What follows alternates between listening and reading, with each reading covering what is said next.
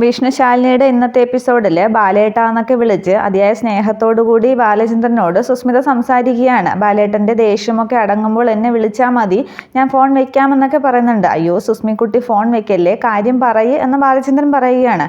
തുടർന്ന് സുസ്മിത കാര്യം പറയുകയാണ്. ഒരു വായി നോക്കി കുറച്ച് ദിവസമായിട്ട് എൻ്റെ പിന്നാലെ നടക്കുന്നു, ഞാൻ ബാലേട്ടനോടാണ് പറയുന്നത്, എന്നെ സഹായിക്കുമോ എന്നൊക്കെ ചോദിക്കുകയാണ്.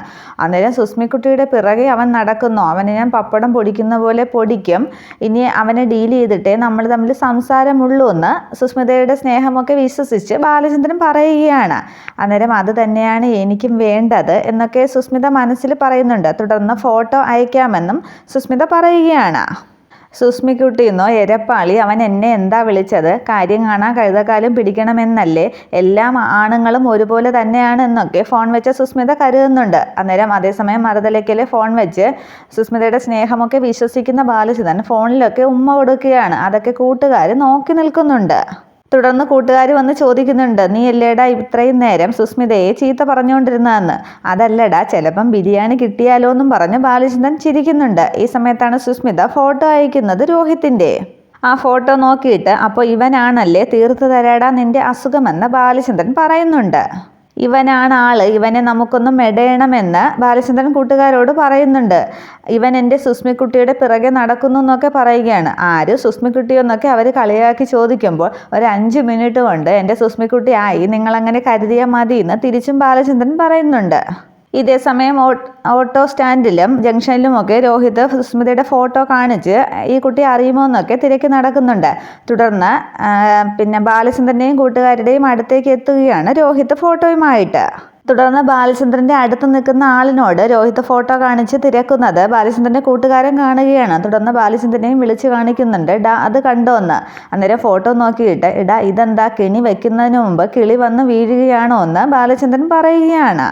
തുടർന്ന് എന്താ ഇപ്പോൾ ചെയ്യേണ്ടതെന്ന് കൂട്ടുകാർ ചോദിക്കുമ്പോൾ വെയിറ്റ് എന്നും പറഞ്ഞ് ഒന്നും അറിയാത്തതുപോലെ ബാലചന്ദ്രൻ ചായയുമൊക്കെ കുടിച്ചു നിൽക്കുന്നുണ്ട്. തുടർന്ന് രോഹിത് വന്ന് എക്സ്ക്യൂസ് മീ, ഈ പെൺകുട്ടിയെ അറിയാമോ എന്നും പറഞ്ഞ് ഫോട്ടോ ബാലചന്ദ്രന് കൊടുക്കുന്നുണ്ട്. ഇത് നമ്മുടെ സുസ്മിത അല്ലേ എന്ന് ബാലചന്ദ്രൻ ഫോട്ടോ നോക്കി പറയുകയാണ്. അന്നേരം രോഹിത്തിന് അങ്ങ് ആശ്വാസമാകുന്നുണ്ട്. ചേട്ടൻ അറിയാമോ ഇവൾ എവിടെയാണ് താമസിക്കുന്നതെന്ന് പറയാമോ എന്ന് ചോദിക്കുകയാണ്. അന്നേരം പറയാമല്ലോ, അതിനു മുമ്പ് ചെറിയൊരു കർമ്മമുണ്ട് എന്ന് പറഞ്ഞ് ആ ഫോട്ടോ 2ആയിട്ട് കീറുകയാണ് ബാലചന്ദ്രൻ. താൻ എന്തായി കാണിക്കുന്നത്, ചോദിക്കാനും പറയാനും ആളില്ലെന്ന് കരുതിയോ എന്നൊക്കെ രോഹിത് ചോദിക്കുകയാണ്. അന്നേരം കൂട്ടുകാർ ബലമായിട്ട് രോഹിത്തിനെ 2 കൈയിലും പിടിക്കുന്നുണ്ട്. അന്നേരം ചോദിക്കാനൊക്കെ ആളുണ്ടടാ, നിന്റെ തന്ത എന്ന് പറഞ്ഞിട്ട് ഇവനെ അങ്ങ് തൂക്കിയരിടാന്ന് പറഞ്ഞിട്ട് ബാലചന്ദ്രനും കൂട്ടുകാരും ചേർന്ന് കാറിലേക്ക് രോഹിത്തിനെ കയറ്റാനായിട്ട് ശ്രമിക്കുകയാണ്. തുടർന്ന് കൂട്ടുകാരും ബാലചന്ദ്രനും കൂടി ബലമായിട്ട് രോഹിത്തിനെ കാറിലേക്ക് പിടിച്ചിട്ടിട്ട് കൂട്ടുകാർ ബേക്കിൽ കയറുന്നുണ്ട്. തുടർന്ന് ബാലചന്ദ്രൻ ഫ്രണ്ടിലേക്ക് ഡ്രൈവർ സീറ്റിലേക്ക് കയറി വണ്ടി എടുക്കാനായിട്ട് തുടങ്ങുമ്പോഴേക്കും മറ്റേ കൂട്ടുകാരെ തള്ളി മാറ്റിയിട്ട് മറു സൈഡിൽ കൂടി ഡോറ് തുറന്ന് ഓടുകയാണ് രോഹിത്. തുടർന്ന് രോഹിത് കുറേ നേരം അങ്ങ് ഓടിപ്പോകുന്നു. പുറകെ ബാലചന്ദ്രനും കൂട്ടുകാരും ഓടുന്നുണ്ടെങ്കിലും രോഹിത് ഓടി അങ്ങ് രക്ഷപ്പെടുകയാണ്. ബാലചന്ദ്രനും കൂട്ടുകാരും അങ്ങ് ഓടി ഓടി ക്ഷീണിക്കുകയാണ്. തുടർന്ന് കുറേ നേരം ഓടിയ ശേഷം രോഹിത് ഒരു ജംഗ്ഷനിലെത്തുന്നുണ്ട്. അന്നേരം ഒരു കാറിൻ്റെ മറവിലേക്ക് രോഹിത് ഒളിഞ്ഞു നിൽക്കുകയാണ്. അന്നേരം ബാലചന്ദ്രൻ്റെ കൂട്ടുകാർ ഓടി ഓടി വന്ന ശേഷം അവിടെയൊക്കെ നോക്കിയിട്ട് അവരങ്ങ് വഴിതിരിഞ്ഞു പോകുന്നുണ്ട്.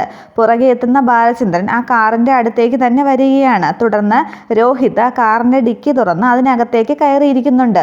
എവിടെ പോയി, ഇവിടെ എൻ്റെ കൈ കിട്ടിയതാണല്ലോ എന്നൊക്കെ പറഞ്ഞ് ആകെ ക്ഷീണിച്ച് കാറിൽ ചാരി നിൽക്കുകയാണ് ബാലചന്ദ്രൻ. അന്നേരം കൈകൊണ്ട് ഡിക്കിയിലിരിക്കുന്ന രോഹിത് കൈകൊണ്ട് മുഖമൊക്കെ മറയ്ക്കുന്നു ബാലചന്ദ്രനെ കാണാതിരിക്കാനായിട്ട്.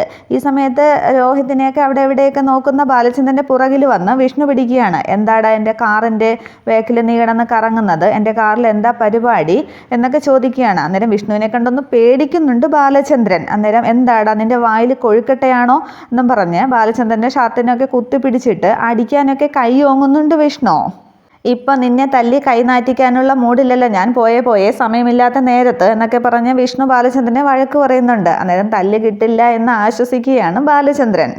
ഒന്ന് മാറിടാ അങ്ങോട്ട്, എത്ര കിട്ടിയാലും നിനക്ക് നന്നാവില്ലേ, പോടാ പോവെന്നും പറഞ്ഞ് ബാലചന്ദ്രൻ അങ്ങോട്ട് തള്ളി മാറ്റിയിട്ട് വിഷ്ണു വണ്ടി എടുത്ത് പോകുന്നുണ്ട്. ആ വണ്ടിയുടെ ഡിക്കിയിലാണ് രോഹിത് ഒളിഞ്ഞിരിക്കുന്നത്.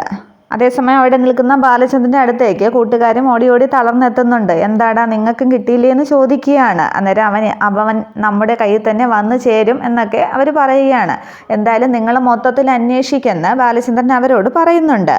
ഇതേ സമയം വണ്ടി ഓടിച്ചു പോകുന്ന വിഷ്ണുവിനെ കമലൻ ഫോൺ ചെയ്യുകയാണ്. അന്നേരം വണ്ടി സൈഡിലേക്ക് ഒതുക്കിയിട്ട് വിഷ്ണു ഫോണിൽ സംസാരിക്കുന്നുണ്ട്. അന്നേരം DYSP അലക്സാണ്ടർ സാറ് തിരക്കി, അതിനാണ് ഞാൻ വിളിച്ചതെന്ന് കമലം പറയുന്നുണ്ട്. അന്നേരം ഞാൻ അദ്ദേഹത്തെ കണ്ടിട്ടാണ് വരുന്നത്, നമ്മുടെ ഏരിയയിലെ ഗുണ്ടാ ലിസ്റ്റിൽപ്പെട്ട ഗുണ്ടകളെയൊക്കെ ഒന്ന് പിടിക്കാനായിട്ട് സഹായിക്കണമെന്ന് സാറ് പറഞ്ഞു എന്ന് വിഷ്ണു പറയുകയാണ്. അന്നേരം എന്നിട്ട് ആശാൻ എന്തു പറഞ്ഞു എന്ന് ചോദിക്കുകയാണ്. ഈ സ്കെച്ച് ഇടുന്നവരെ സ്കെച്ച് ഇടാനായിട്ട് നമുക്കൊരു രസമല്ലേ, ആ സാറ് നമുക്ക് ഒരുപാട് സഹായമൊക്കെ ചെയ്തു തന്നിട്ടുള്ളതല്ലേ, ഞാനും സഹായിക്കാം എന്ന് പറഞ്ഞു എന്ന് വിഷ്ണു പറയുകയാണ്. അന്നേരം ഈ വിഷ്ണു ഫോണിൽ സംസാരിക്കുന്നതൊക്കെ ശ്രദ്ധിച്ച് കേൾക്കുന്നുണ്ട് രോഹിത്. ഇതേസമയം മുറ്റത്ത് അങ്ങോട്ടും ഇങ്ങോട്ടുമൊക്കെ നടക്കുന്ന സുസ്മിതയെ ബാലചന്ദ്രൻ ഫോൺ ചെയ്യുകയാണ്. ഈ വായി നോക്കി ഇനി എപ്പോഴും വിളിച്ചുകൊണ്ടിരിക്കും, എന്തായാലും അറ്റൻഡ് ചെയ്യാമെന്നും പറഞ്ഞ് സുസ്മിത കോൾ എടുക്കുന്നുണ്ട്. അന്നേരം സുസ്മിക്കുട്ടി അവനെ എൻ്റെ കയ്യിൽ കിട്ടി എന്ന് പറയുകയാണ്. അന്നേരം ആരെ എന്നും പറഞ്ഞ് സുസ്മിത ചോദിക്കുന്നുണ്ട്. സുസ്മിക്കുട്ടിയെ ശല്യം ചെയ്യുന്ന അവനില്ലേ, അവനെ കയ്യിൽ കിട്ടി, ഞങ്ങൾ ഒരു പണി കൊടുക്കാനായിട്ട് നോക്കിയതാണ്, പക്ഷേ വെട്ടിച്ചോടിക്കഴിഞ്ഞു. എന്തായാലും ഞങ്ങളുടെ ഫുൾ ടീം അവനെ തിരക്കുന്നുണ്ട്, ഈ ഏരിയയിലോട്ട് അവൻ വരില്ല എന്നാണ് തോന്നുന്നത് എന്നൊക്കെ ബാലചന്ദ്രൻ പറയുകയാണ്. അന്നേരം സുസ്മിത പറയുന്നുണ്ട്, അവനെ ഇനി കൈ കിട്ടിയാൽ നന്നായിട്ട് പഞ്ഞി കിട്ടേക്കണം, അതിനുള്ള സമ്മാനം ഞാൻ ബാലേട്ടന് തരുന്നുണ്ടെന്ന്. അത് കേട്ടങ്ങ് സന്തോഷിച്ച് ഫോണിലേക്ക് ഉമ്മയൊക്കെ കൊടുക്കുന്നുണ്ട് ബാലചന്ദ്രൻ. അങ്ങനെ സുസ്മിത സംസാരിച്ചുകൊണ്ട് അകത്തേക്ക് നോക്കുമ്പോഴാണ് സിറ്റൗട്ടിൽ നിൽക്കുന്ന സത്യഭാമ ദേഷ്യത്തോടു കൂടി ഇങ്ങനെ സുസ്മിതയെ നോക്കുന്നതായിട്ട് കാണുന്നത്. സത്യഭാമയുടെ ആ ഭാവം കണ്ട് സുസ്മിത പെട്ടെന്ന് ഫോൺ കട്ട് ചെയ്യുകയാണ്. അന്നേരം സുസ്മിക്കുട്ടി എന്തായിരിക്കും ഫോൺ കട്ട് ചെയ്തത്, ഇനിയിപ്പോൾ അവനെ കൈ കിട്ടിയിട്ട് രക്ഷപ്പെട്ടത് കൊണ്ട് ഇനിയിപ്പോൾ ദേഷ്യത്തിലായിരിക്കും, എന്തായാലും കുറച്ചുകൂടി കഴിഞ്ഞ് വിളിച്ച് നോക്കാമെന്നൊക്കെ ബാലചന്ദ്രൻ പറയുന്നുണ്ട്. തുടർന്ന് സത്യഭാമ വന്ന സുസ്മിതയോട്, നീ ആരെ പഞ്ഞിക്കിടുന്ന കാര്യമാണ് പറയുന്നതെന്നൊക്കെ ചോദിക്കുകയാണ്. അന്നേരം ആളിനെ പഞ്ഞിക്കിടുന്ന കാര്യമൊന്നുമല്ല, ഒരു ബെഡ് വാങ്ങുന്ന കാര്യമാണ്, നല്ല പഞ്ഞിയുള്ളത് നോക്കി വാങ്ങണം എന്നാണ് ഞാൻ പറഞ്ഞതെന്ന് സുസ്മിത പറഞ്ഞൊപ്പിക്കുന്നുണ്ട്. അന്നേരം നീ ബാലേട്ടാന്ന് വിളിച്ചത് ആരെയാണെന്ന് വീണ്ടും സംശയത്തോടു കൂടി ഭാമ തിരക്കുകയാണ്. അന്നേരം അതെൻ്റെ കസിൻ ബാലകൃഷ്ണനെയാണ് കിടക്ക വാങ്ങാൻ ഏൽപ്പിച്ചിരിക്കുന്നത്, അതാണ് ബാലേട്ടാന്ന് വിളിച്ചത് എന്ന് വീണ്ടും തപ്പി സുസ്മിത പറഞ്ഞൊപ്പിക്കുകയാണ്. അന്നേരം അത് ഒരു വിധത്തിൽ വിശ്വസിച്ച മട്ടിൽ സുസ്മിതയെ ഒന്ന് അടിമുടി നോക്കിയിട്ട് അങ്ങകത്തേക്ക് കയറുകയാണ് ഭാമ. ഈ തള്ളയ്ക്ക് അവിടെ എങ്ങാനും കിടന്നാൽ പോരായിരുന്നോ, എന്തിനാ ഇതൊക്കെ ശ്രദ്ധിച്ച് ഇങ്ങോട്ട് വരുന്നത് എന്നൊക്കെ സുസ്മിത സത്യഭാമയെ അങ്ങോട്ട് വന്നത് കണ്ടിട്ട് കരുതുന്നുണ്ട്. അങ്ങനെയൊക്കെ പറഞ്ഞിട്ട് തൽക്കാലം രക്ഷപ്പെട്ടു എന്നും പറഞ്ഞ് സുസ്മിത ഇങ്ങനെ തിരിയുമ്പോൾ വീണ്ടും അകത്തേക്ക് കയറിയ ഭാമ ഇങ്ങനെ വീണ്ടും രൂക്ഷമായിട്ട് സുസ്മിതയെ നോക്കി നിൽക്കുന്നുണ്ട്. അന്നേരം എന്താ ആൻറ്റി എന്ന് വീണ്ടും ചോദിക്കുകയാണ് സുസ്മിത. ഒന്നുമില്ല എന്ന് പറഞ്ഞിട്ട് ആ ഭാവം മാറ്റാതെ തന്നെ ദേഷ്യഭാവത്തോടു കൂടി അങ്ങ് അകത്തേക്ക് കയറി പോവുകയാണ് സത്യഭാമ. അതൊക്കെ കഴിഞ്ഞ് സുസ്മിതയും അങ്ങ് അകത്തേക്ക് കയറി പോവുകയാണ്. പിന്നീട് കാണിക്കുന്നത് സിറ്റ് ഔട്ടിൽ അങ്ങോട്ടും ഇങ്ങോട്ടും നടന്ന് സത്യഭാമ സുസ്മിത പറഞ്ഞ കാര്യം ആലോചിക്കുന്നുണ്ട്. ഇനി അവനെ കണ്ടാൽ നന്നായിട്ട് പഞ്ഞിക്കിടണം, ബാലേട്ടന് ഞാൻ സമ്മാനമൊക്കെ തരുന്നു എന്ന് പറഞ്ഞത് അത് സത്യഭാമ നന്നായിട്ട് കേൾക്കുന്നുണ്ടായിരുന്നു. അങ്ങനെ ആലോചിച്ച് നടക്കുമ്പോൾ എന്താ ഭാമ ആലോചന എന്നും പറഞ്ഞ് രാഘവൻ നായർ വീൽ ചെയറും നീക്കിക്കൊണ്ട് അവിടേക്ക് വരുന്നുണ്ട്. നമുക്ക് സുസ്മിതയെ എത്രയും പെട്ടെന്ന് കല്യാണം കഴിപ്പിച്ച് വിടണം, അവൾക്ക് ചുറ്റും എന്തൊക്കെയോ നിഗൂഢതകൾ ഉള്ളതുപോലെ എനിക്ക് തോന്നുന്നു എന്നൊക്കെ വേവലാതിപ്പെട്ട് ഭാമ പറയുകയാണ്. അത് കേട്ട് ചിരിച്ചിട്ട് രാഘവൻ നായർ ചോദിക്കുകയാണ്, നിനക്ക് ഇപ്പോഴേ അതൊക്കെ തോന്നുന്നുള്ളൂ എന്ന്. അങ്ങനെ അവർ സംസാരിച്ചുകൊണ്ടിരിക്കുന്ന സമയത്താണ് രമണം പിള്ള വിഷുക്കണി ഒരുക്കാനുള്ള സാധനങ്ങളും ഒക്കെ ആയിട്ട് കണിക്കൊന്നയും വെള്ളരിയും ഒക്കെ ആയിട്ട് വരുന്നത്. അന്നേരം എന്താ എല്ലാം കിട്ടിയോ എന്നൊക്കെ ചോദിക്കുകയാണ്. അന്നേരം വിഷുവിന് ഒരുക്കാനുള്ള സാധനങ്ങളൊക്കെ കിട്ടിയെന്ന് രമണം പിള്ള പറയുന്നുണ്ട്. എങ്കിൽ പൂജാമുറിയിലേക്ക് വച്ചോളൂ എന്നും പറഞ്ഞ് രമണം പിള്ളയെ പറഞ്ഞു വിടുകയാണ് രാഘവൻ നായർ. തുടർന്ന് പെട്ടെന്ന് പ്രീതിയെക്കുറിച്ച് ആലോചിച്ച് സത്യഭാമയ്ക്ക് അങ്ങ് കണ്ണും നിറയുന്നുണ്ട്. രാഘവൻ നായർക്ക് അത് മനസ്സിലാകുകയും ചെയ്യുകയാണ്. എന്താ പ്രീതിയെക്കുറിച്ച് ഓർമ്മ വന്നോ എന്ന് രാഘവൻ നായർ ചോദിക്കുകയാണ്. അതെ, എല്ലാ വിഷുവിനും ഞാൻ പ്രീതിക്ക് കൈനീട്ടം കൊടുക്കുന്നതാണെന്ന് സങ്കടത്തോടെ ഭാമ പറയുകയാണ്. അന്നേരം അതിനെന്താ, ഈ വർഷം അവൾ വസുമതിയുടെ കയ്യിൽ നിന്നും വാങ്ങിച്ചോട്ടെ എന്ന് രാഘവൻ നായർ പറയുകയാണ്.